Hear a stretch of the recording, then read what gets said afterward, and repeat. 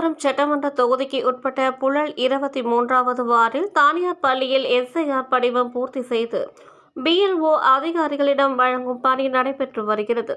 இதில் திருக்கிழக்கு மாவட்ட அதிமுக செயலாளர் முன்னாள் அமைச்சர் பெருமான மாதவரம் மூர்த்தி கலந்து கொண்டு பார்வையிட்டு பாக முகவர்களுக்கு ஆலோசனை வழங்கினார்.